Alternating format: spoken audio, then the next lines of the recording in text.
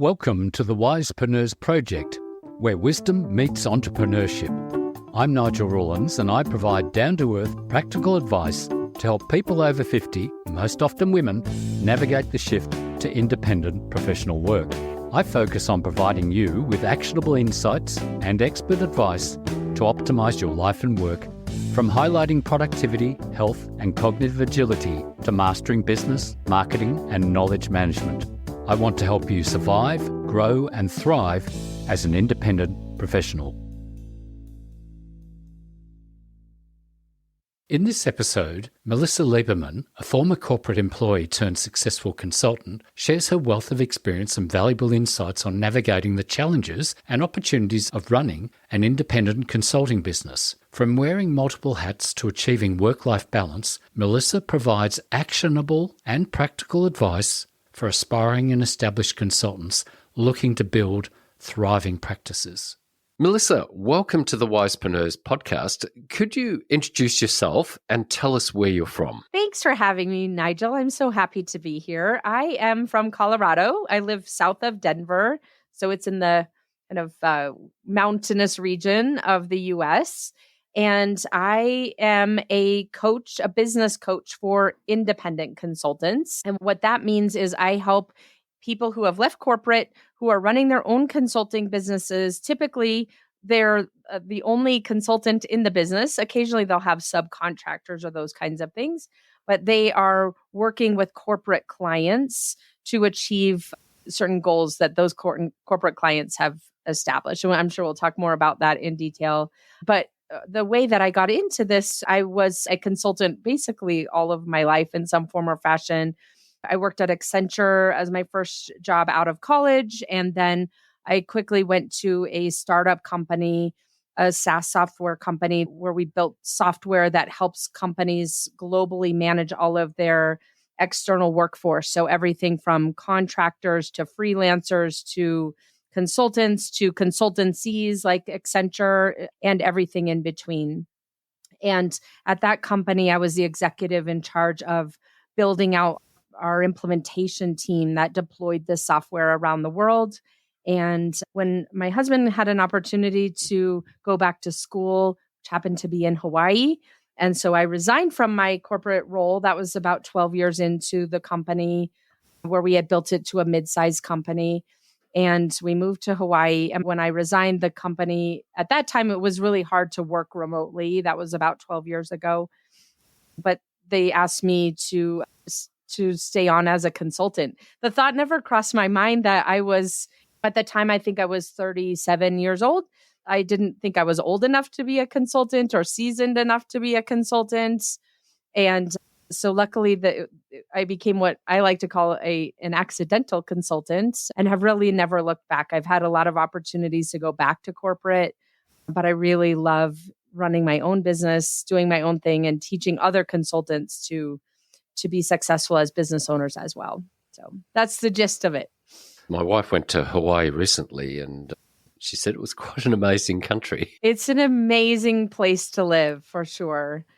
Let's talk about what a consultant is, because I think in terms of work out there, I've seen words like independent professional being used, freelancers. Can you tell us a little bit more? You're talking about people who've come out of a corporate job, so maybe you could explain the sort of jobs they've come out of, what you mean by consultant, and the sort of work that they do. Yeah, Nigel. So to your point, there's so many different terms used out there. Everything from freelancer to independent consultant to solo consultant to micro boutique consultancy, all different types of terminology. But at the end of the day, the type of individuals that I work with have been some form of a leader or a specialist in corporate, and they have left corporate, sometimes being pushed out of corporate. It happens where I resigned, but there's so many of us who have been pushed out of corporate because of restructuring or, quite frankly, our age, but know they still want to contribute to their profession and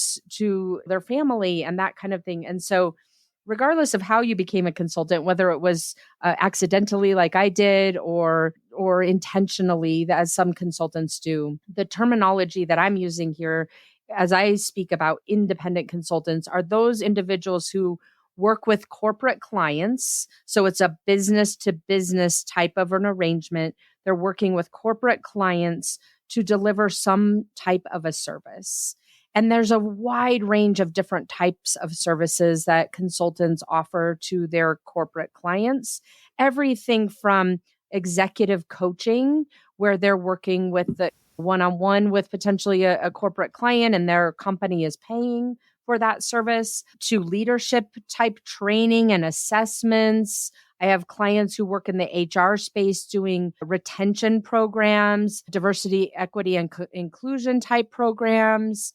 I've got a lot of clients in Europe as well as the US, a few in Australia and Singapore, in this case, in payment technologies, and helping companies to implement those from a strategic perspective. So the types of consultancies, typically consultants will work in the same domain that they worked in corporate, whether it's in HR or in finance or in innovation or actuarial services, just a broad range of different types of services, helping their corporate clients to achieve certain goals that they've set. And the method by which the consultants, the independent consultants, are working with their clients range from everything from project-based work. So let's say a corporate client wants to replace one of their technology systems. The consultants may roll up their sleeves and do that type of work, all the way to more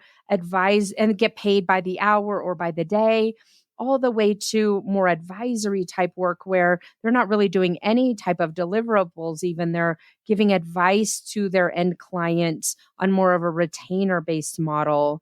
And then there's so many different variations on that in between. Now, that's interesting when you say, so what we're talking about is people who've worked in corporate and they've developed an expertise, a certain skill level, which is quite valuable. And then either they're out because they're no longer required for that role. Let's go back to the fact that once they're working for themselves, because it's not as if you just launch out of corporate and start a consultancy, you're actually running a business. So let's talk about that a bit, shall we? Yeah, sure. Oftentimes, this is an unintentional process. There are times where people are working in corporate and maybe start a side gig, as they call it, and start building up a book of business that way. But for the most part, what I find are consultants have left corporate, they're ready to start a business. And it often happens, Nigel, that someone they know from their network, whether it's their former employer, like in my case, or just someone that they had previously worked with, perhaps a colleague or a peer, or even a former corporate client when they were working in corporate. Usually what happens is, or oftentimes what happens is one of those individuals from their network finds out that the person is doing some consulting work and asks them if they might be available to help with that type of work. So for example, for me, when I left corporate and my former employer said, can you stay on and in a consulting capacity? That was my first client. My second client came from a former peer, corporate peer, who had already left the company, was working somewhere else, and needed some help operationalizing a startup company that he had started. So those are the types of scenarios where most of the time when you start a consulting company, it happens organically, where you land a client or two from your network and you realize, oh, this is something I really want to do. I love the autonomy. I love the flexibility, the variety, the challenge of it. And so then you can go through the mechanical steps of setting up a business and doing the legal parts and the insurance and that kind of thing, which is very simple to do. Because it's a business of one, an independent consultant or a solo consultant, most of the time you have no employees. You might have an assistant helping you, a virtual assistant doing a little bit of work, or a bookkeeper, or even sometimes a subcontractor who's doing some work for you. But for the most part, it's an incredibly simple business model to establish and to land that first client or two. The benefit of your network to get you clients would be magic. Yeah. But in some cases, if you don't have that network or you want to launch yourself into a consultancy business, maybe you've got some skills, but you don't have the network, what do they have to do? Yeah. So the first thing that I always like to press is a lot of times we think we don't have a network when we really do. So that's the first thing that I want to just re-emphasize here. I was working with a consultant and he told me he didn't have a network and the people he did know didn't need his services, which sounded logical on the surface of it. But as we started digging into it, we realized he did have a network. For him, he had lost his job and he was embarrassed by that. And he kept ruling people out that he did know. It turns out that his neighbor, who he was avoiding seeing, wasn't going to the mailbox at the same time. So his neighbor wouldn't realize that he wasn't working. This was a few years ago, so it's probably not as common anymore that so many of us are working from home. But he was really avoiding that neighbor. And it ends up turning out that neighbor connected him to his first client. First of all, I want to just reemphasize, we think that we don't have a network. And a lot of times we're discounting the network that we have, or we're ruling them out because we're afraid or fearful of rejection, those kinds of things. So that's the first thing, is to make sure that you truly don't have a network. So many of us do. The second is, even if you don't have a network of buyers, so people that might want to hire you as a consultant, you likely have a network of people who could connect you to the people who have those needs. And so getting really clear about that. Those are the first two things I would say. The third thing that I would say, and this is in a chapter, I think 9 in my book, which is I encourage people to create what I call a 5C list. That 5C list is when you think about what type of consulting you want to do, just get clear about, we want to work with a certain type of client doing a certain type of work, creating a certain outcome. Once you understand that, then you can start thinking about and building out this 5C list. The 5 C's are what clients, what potential people do you know in your network who might have the services that you'd be offering?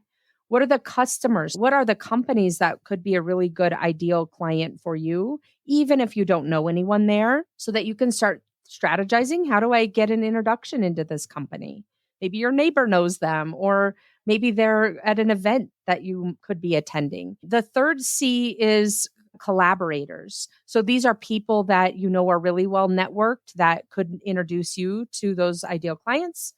The fourth are channel partners. So you may know people at software companies who work with your ideal client, or other service companies that work with your ideal client, or even meeting other independent consultants. It's a lonely existence sometimes for us, meeting other independent consultants who work with your ideal client, who potentially do a different type of consulting that would be a good mutually beneficial arrangement. And then the fifth C are really thinking about what challenges those ideal clients might have.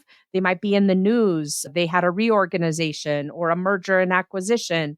Like really thinking about what might be some of those challenges that ideal clients face that would open the door for you to start having conversations with. So it's pretty amazing. You obviously thought an awful lot about consulting over the years. You've had to practice it as well.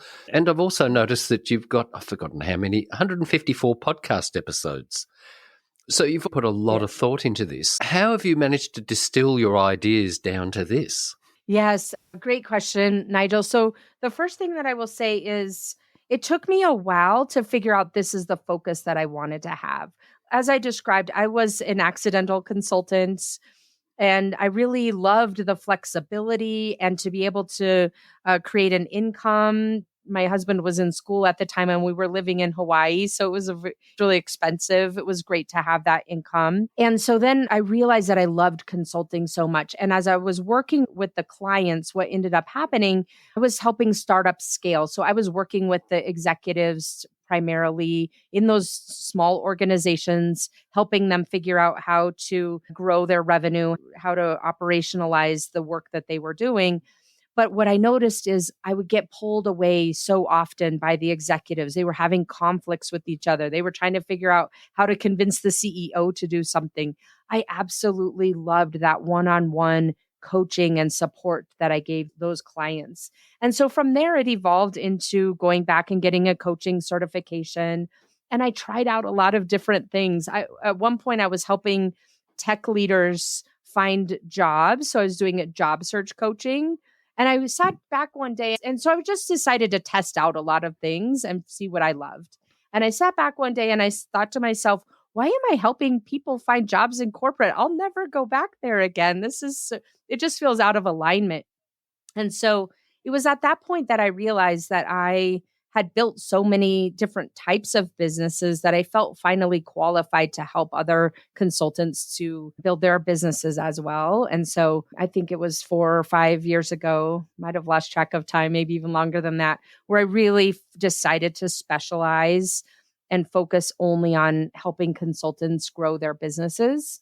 And I'll tell you the way that I've distilled so many of the tools and the process that I share with consultants is that by releasing a podcast every single week, and I rarely do interviews. It's a different type of podcast, right, that you do than what I do. And there's definitely pros and cons to both approaches for sure. For me, I love using this weekly format to distill what have I heard this week that they've been challenged with? What are the themes that I'm hearing? How could I turn that into an episode? Of course, not using anyone's name or anything like that, but just thinking about frameworks and methodologies and strategies and tools that I can share with other independent consultants that might help them as well. And from there, over the course of time here doing this podcast, my podcast for so many years, and helping independent consultants grow their business, I just saw what worked over and over again and refined that. And the exercise of writing a book really has helped me to distill that even so much further and make the process that I've created so much more distinct. So basically, you've picked up the patterns and obviously through your own experience as well and connected them all. Now, the interesting thing about having guests that I've found is I'm seeing patterns and themes across the world. For example, working in some locations actually stimulated further businesses through some experiences that some of the guests have had. So yes, but to do 154 podcasts, that's a lot of sensing, a lot of pattern matching that you're seeing. So let's just go back a little bit. Now, a consultant can go out and do work, and we spoke a little bit about setting up a formal business or a structure. But in running a business, one, they've got to get clients. They've also got to manage themselves, haven't they? And collect the financials and bank some money and all that sort of thing. Yeah. So can we talk about the things that they need to be doing? They can't just go out and do work. They also have to get work and do the work and do other things. So can we talk a little bit about that? Absolutely. I like to call it, you all of a sudden you've landed every single role in your company.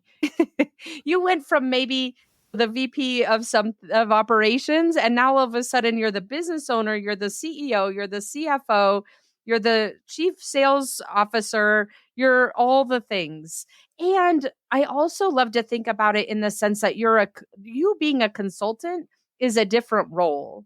The person who's selling the business, which is also you, but a different persona in this case, the person selling the business has to agree with the person delivering the business on what the schedule is going to look like and the rates, and really wearing all of those different hats. And so sometimes as consultants, we think I'm not that great at sales and marketing. Many of us think that. I certainly did. And quite frankly, I was right. I was very bad at it. We're really good. So many of us think to ourselves, I'm really good at delivering for my clients, helping my clients achieve a certain results. But the process of acquiring that client, that is not my strength. And so, but at the end of the day, now you're a business owner, and now you are responsible for selling and marketing yourself. And I've got to start really building up two things: the skill set to market and sell your services, alongside the mindset that's required to confidently do so. And one of the things, just to jump ahead a little bit here, Nigel, one of the things that I find can be really valuable for consultants is we do get into that headspace that we're selling ourselves, and it just makes it really a lot harder. None of us really wants to sell ourselves. And so I always like to remind consultants that you're really not selling yourself. You're not pitching yourself.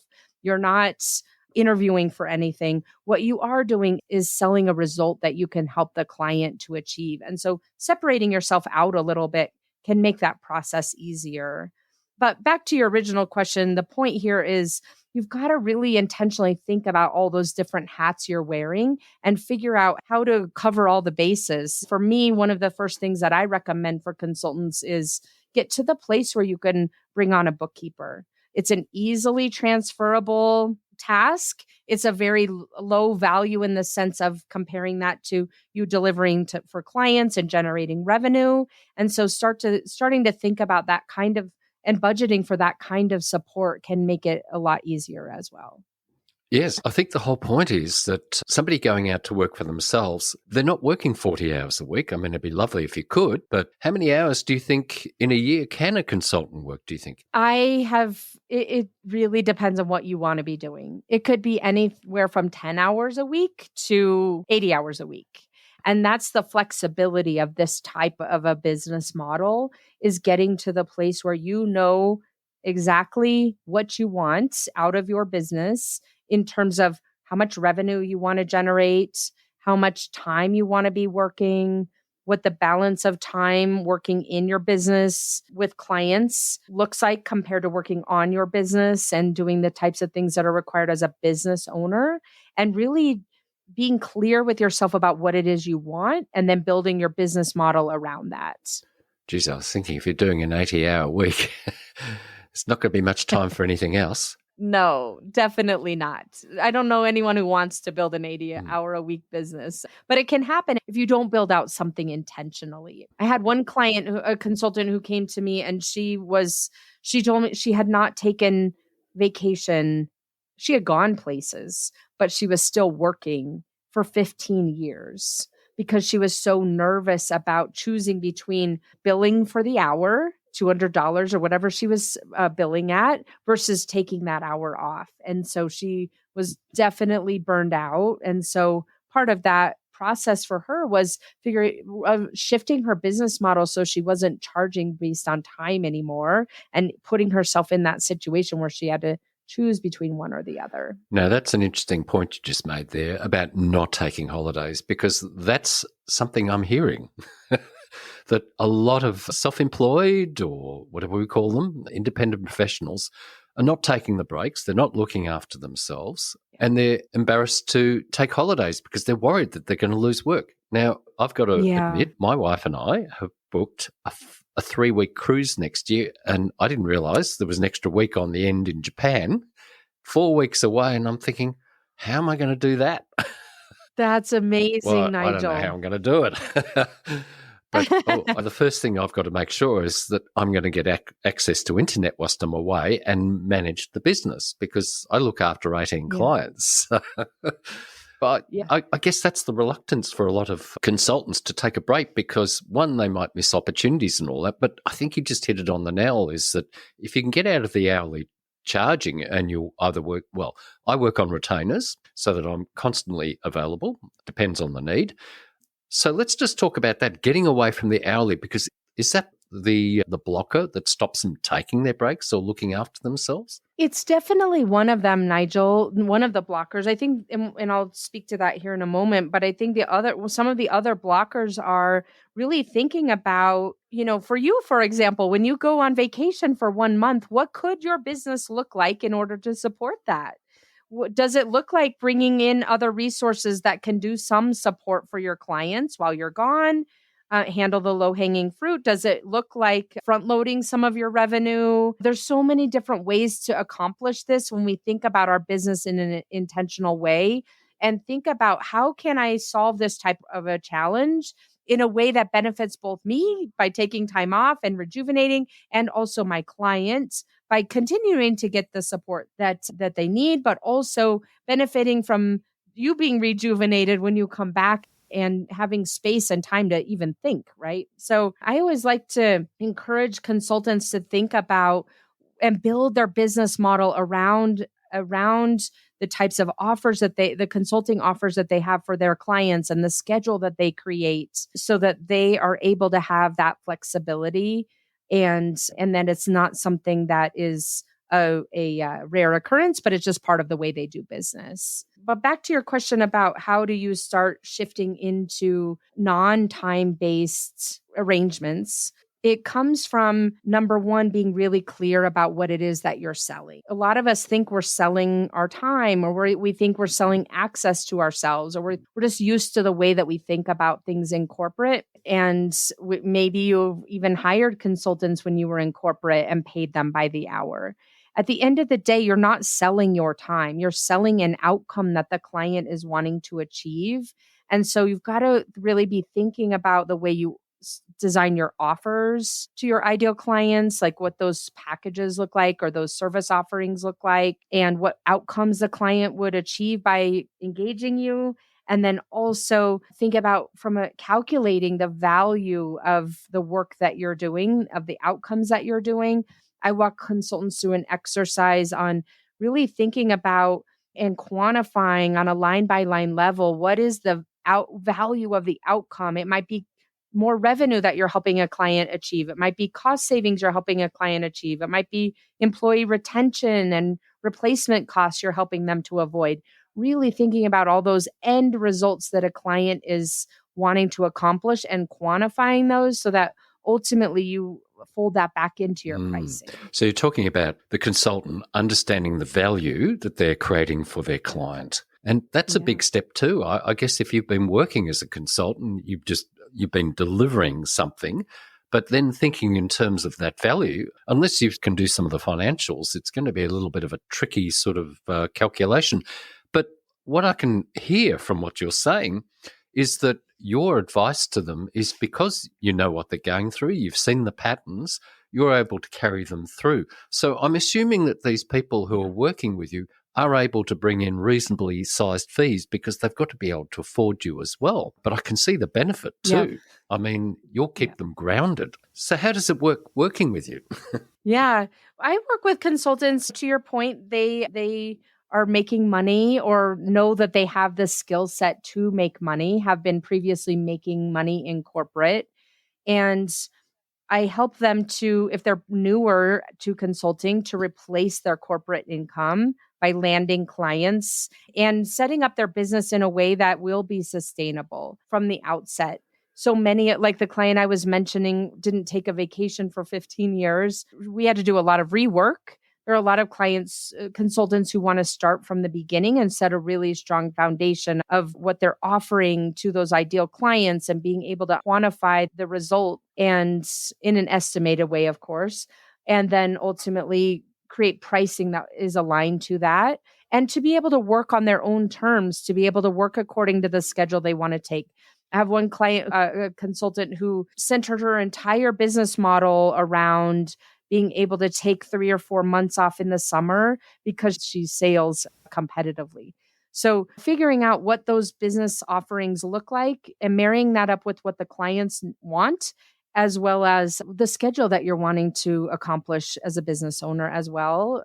That's the type of work that I do with clients. The other type of work that I do with clients are existing consultants who have had some success in their business and they're ready to grow, or maybe they're having an issue with not taking time off, or they know they're underpricing themselves, or they don't have a pipeline that's as robust as they need it to be in order to hit their financial goals and feel less stressed. Those are the types of things that I do with consultants, helping them to be as successful as business owners as they are as delivering. Now, isn't it interesting? When you've got a job, you don't have to think about any of that. But here you're saying, okay, I've got to think about the value that I create. So I've got to do that. So I've got to really understand what I do and how that benefits the client. Then I've got to figure out how am I going to attract the clients I want and how do I keep them coming so that I don't end up with a couple of months without work and get all desperate. Got to run a business as well, so I've got to make sure the money's coming in and it's banked and that I don't spend it all. I guess that's the other thing too, is if you're a consultant, you're earning a lot of money, you can't get to keep all the money, can you? What have you got to do with that money? Yeah, you definitely want to save money for taxes, especially the way our taxes work in the US. You've got to save that money. I had a client in Canada who hadn't saved as much money as she should have and ended up having to go back to corporate for a while because of that kind of mistake. So definitely want to be saving money for taxes. I always love to recommend that consultants create a reserve fund in their business as well, 2 or 3 months worth of operating expenses, including their own salary, so that, to your point, Nigel, you don't get to a place where maybe you're in between projects and then you feel desperate and take on work that's less meaningful, less fulfilling, lower paying, that kind of thing. So being able to really have a plan, a financial plan, you're the CFO of your business, having that kind of financial plan is really important. So is it a particular type of person who can do this? Because I would think a lot of people think, oh, that's just too hard. I think a lot of us, we don't give ourselves credit for the knowledge that we've developed and accumulated in corporate. If you're a project manager, for example, you're really good at managing projects step by step and helping to achieve a certain milestone or ultimate objective. That is a marketable skill set as a consultant. You might have had really specific expertise and experience in corporate in a certain industry or doing a certain function in your company like HR or finance or some kind of a technology type of a skill set. There are so many people out there that I find that think they don't have what it takes to be a consultant. I was one of them, as I described to you. I thought I wasn't old enough or didn't have enough experience, but we discount what we do know and we discount the value of things that come naturally to us that we think just everyone can do because it comes so easily to us, when in fact, those types of skill sets and experiences and knowledge are incredibly valuable to companies. And so what I find is a lot of times it's really interesting to me because I do work with higher end consultants, some of them PhDs, some of them went to the top schools in the world. And you would be shocked to know how much insecurity they have and what we call imposter syndrome, where they think they don't know enough and someone's going to find out they're a fraud. And as human beings, I think so many of us experience that. So I would just encourage whomever is listening to really think about what it is that you do know. What experience have you accumulated and what kinds of companies might benefit from that, and start thinking about approaching business and starting a business in that way. Can you tell us something about the book you wrote? Because obviously, if you've been doing this for a number of years, you've done that many podcasts, you've got a lot of material to share. One of your podcasts, you went through your 14 systems overview over 3 podcasts, I noticed. So is that what the book was about? Yeah. So the book is called Grow Your Consulting Business, the 14-step roadmap to make your consulting goals a reality, your independent consulting goals a reality. And so what it is, it's really this, what I've done is just distill down what I know. What are the 14 systems that I see over and over again that the consultants who are the most successful have in place in their businesses, so that it creates a benchmark for other consultants who want to grow a business or want to achieve a different level of success in their business. They have that, we'll call it a gold standard to compare their own business to, and use it to identify priorities, identify gaps that they might have so they can start filling those in, and use it to optimize what they already do have in place so that it's working more effectively and getting them the results that they're looking for. So it's almost a manual to keep in mind. These are the things that the good operators do.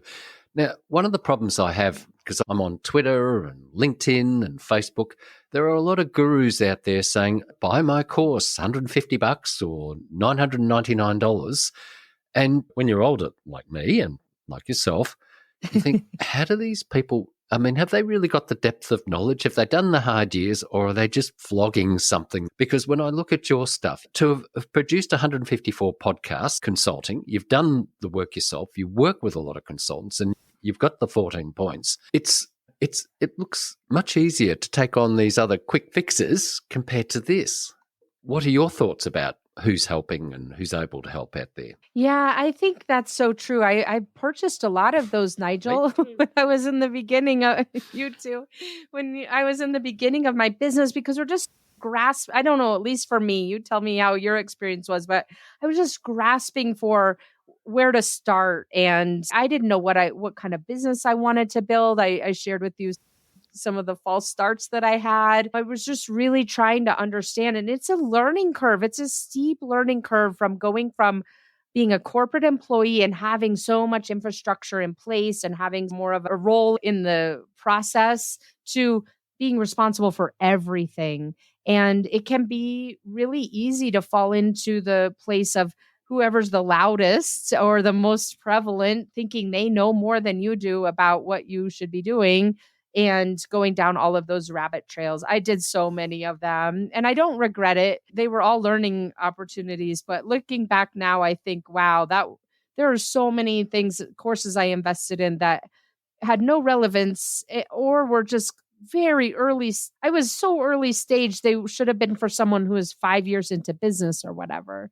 So I guess I would say it can be easy to fall into that trap when you're looking for a solution and trying to get your footing, and just to really take a step back and, to your point, ask the person that I'm thinking about buying this course from, do they have any expertise in what I want to be doing? Or is this more broadly focused? That's why I love giving out so many free resources. I've received emails and messages from so many people who tell me so many successes they've had, and I'll never work with them directly, but just to be able to give that value to people and some small percentage of them work with me, to me is important, because I am so passionate about helping people work on their own terms and not have to go back to corporate roles unless they really want to. I think that's where the future of work is going, that we will be independent professionals, or those of us with professional qualifications will be able to fit into that, because I think that sort of lifestyle is a more interesting one. Who really does want to be stuck in a job 50 hours a week? I mean, some of us maybe, or some people may not have any choice in the matter. I've spent a lot of money on courses, and I still do. And I've done some recently. I thought